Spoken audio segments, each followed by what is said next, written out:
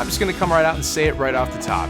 The SE DGT by PRS is easily the best SE model guitar that they have produced thus far. This guitar is really gonna make you stop and think if you get your hands on one. I am fortunate enough to have this one that PRS sent me to check out, so let's dig into it right now.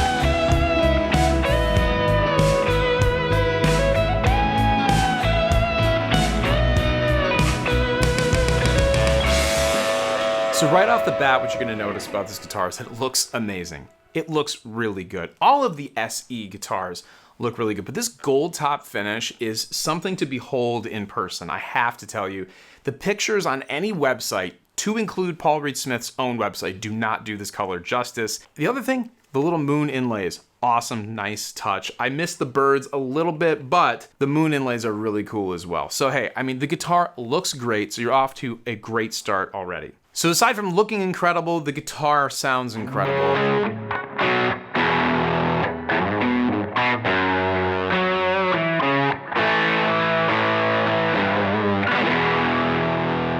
But beyond just the general sound of the guitar, which is what you would expect, you'd expect it to sound really, really good. It's all of the little bells and whistles that come in this version, which are not in your typical McCarty guitar. First and foremost, and probably most obvious because it's in the name of the guitar, David Grissom Trem, is you get a Tremolo System.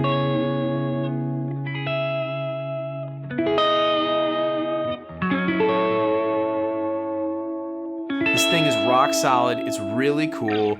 It doesn't have locking tuners, but I don't think it even needs it. I haven't had any tuning issues as I've been playing with it, and it's a really nice addition to this platform.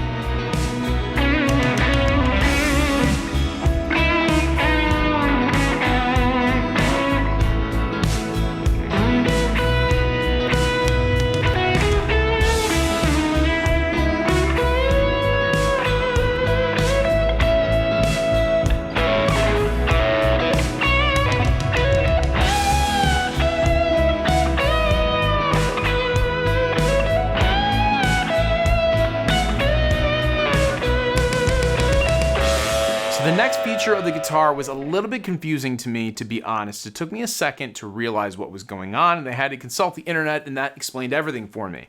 It's the volume knobs. On this guitar, you get two individual volume knobs, one for each of your pickups, and then you get a master tone control. However, common sense might tell you that this top knob is actually attached to the neck pickup, and then consequently, this knob would be attached to the bridge pickup. It's not that. It's actually the opposite of that on the DGT. It's like that on the core model as well. That's the way David Grissom wanted to set it up. It works for his playing style. It's very specific. Especially with a three-way selector switch here, you can dial in some really interesting settings, maybe go from a rhythm, more rolled off volume type thing to a solo lead line type setting with just the flip of the switch. Speaking of flipping switches, if you go to the tone knob, it is a push-pull pot, and what that is doing is it's splitting or tapping the coils on this guitar. So now you get some single coil-like sounds out of the same guitar. It's not going to be a Stratocaster, it's not going to be a P90, but it gives you a whole new tonal palette to pick from.